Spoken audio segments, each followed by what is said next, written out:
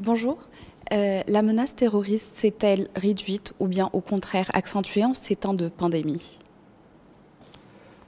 C'est une bonne question. Bon, je pense sérieusement que cette menace s'est accentuée, et ce qui nous a poussé à redoubler les efforts, à redoubler notre vigilance. Vous savez que les groupes terroristes veulent bien justement exploiter cette situation pour développer leur activité, pour encore accroître leur capacité de nuisance. Nous sommes préparés à toute éventualité. Nous avons redoublé l'effectif au niveau de nos frontières pour faire face justement à d'éventuelles infiltrations de la part de terroristes. Nous avons aussi redoublé la vigilance au niveau des régions autour de Mont de Chaambi, de Samem, de Mrila, parce que nous considérons justement que ces groupes peuvent exploiter cette situation assez exceptionnelle dans le pays pour préparer des actes terroristes. Donc nous avons redoublé la vigilance, nous avons encore travaillé sur la maîtrise de nos frontières à travers le développement de la surveillance électronique de nos frontières, et nous sommes aussi en train de développer plus de coopération avec nos partenaires en matière de renseignement. L'incorporation de la junte féminine finira-t-elle par se réaliser rapidement? Je pense que c'est l'une des priorités sur lesquelles je vais travailler durant la période au cours de laquelle je vais rester à la tête de ce département prestigieux. La présence féminine, comme vous le savez, a commencé dans les années 70 au sein de l'armée tunisienne, et il n'est pas aujourd'hui au niveau escompté, espéré. Mais je pense qu'il y a eu quand même beaucoup d'évolutions à ce niveau. En 2017, par exemple, le nombre des femmes qui étaient recrutées avoisinait plus que 15%, 16%, je pense exactement. C'est un nombre qui est appelé encore à se développer. Nous avons aujourd'hui des femmes dans des hautes responsabilités et des femmes dans le grade de colonel-major, pas encore des généraux, mais j'espère que ça va venir bientôt. Nous avons aussi une présence importante au sein de la santé militaire des femmes.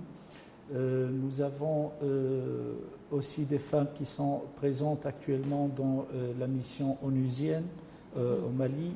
Nous avons des femmes pilotes, donc c'est une fierté pour nous la présence de la femme au sein de l'armée, et c'est une présence qui est appelée à se renforcer davantage. Excellent. Alors, le livre blanc de l'armée tunisienne verra-t-il bientôt le jour? Absolument, et ça sera fait dans peu de temps, j'espère. Vous savez que nous avons travaillé sur ce sujet au cours des dernières années. En 2017, par exemple, l'Institut de défense nationale a consacré comme thème justement le développement et la préparation d'un projet de livre blanc national. Et ce livre a été réalisé et écrit par non seulement les compétences et les hauts cadres de l'armée, mais aussi c'est-à-dire en collaboration avec les cadres de l'État. C'est un travail aussi qui a vu la participation par la suite de l'Institut des études stratégiques, il a vu aussi la participation des membres du gouvernement. Je suis en train de parler de ce sujet avec le président de la République, avec le chef du gouvernement, sur la nécessité justement d'avoir un livre-plan national. Et à partir de ce livre-plan national qui développe la stratégie nationale et une vision nationale globale sur la Tunisie de 2030 et 2040, à partir de ce document, nous pouvons bien sûr développer notre stratégie sectorielle au niveau de la défense, notre stratégie de défense.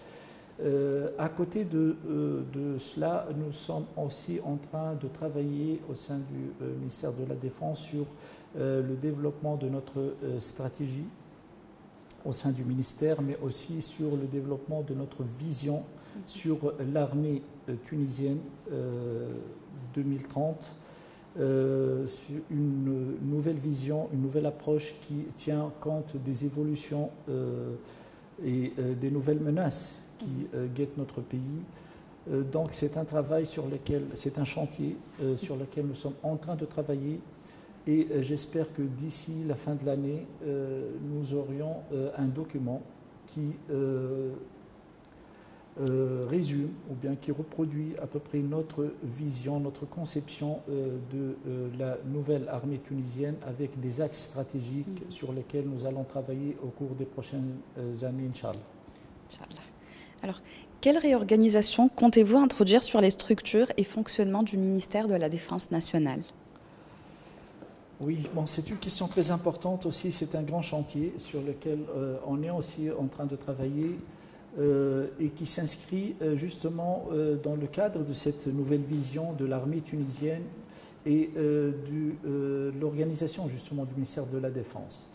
Il y a des réformes qui me paraissent assez urgentes à faire. Au niveau de la réorganisation de l'armée, parce que justement nous sommes appelés à, justement, à élaborer un projet de loi dans ce sens, parce que c'est prévu même par la Constitution tunisienne, et je pense que c'est l'occasion de réfléchir justement et d'engager une réflexion profonde sur la réorganisation de l'armée. Cette réorganisation, comme je vous l'ai dit, elle doit tenir compte de l'évolution des dangers et des menaces, tenir compte aussi de l'évolution de la situation géopolitique, tenir compte aussi de ce qui se passe autour de nous et des expériences comparées.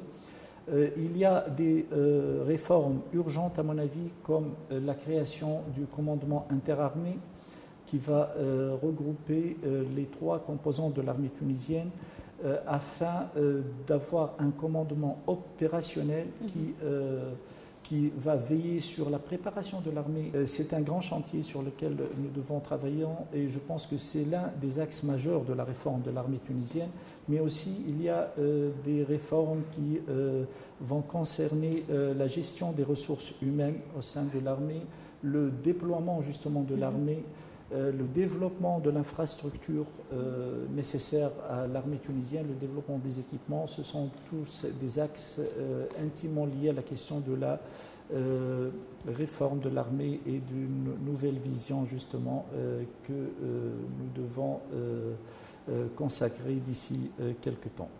Il y a aussi un travail au sein du ministère lui-même afin justement de mieux exploiter le potentiel qui existe, afin de l'adapter aux nouvelles exigences et c'est un chantier aussi sur lequel nous sommes en train de travailler.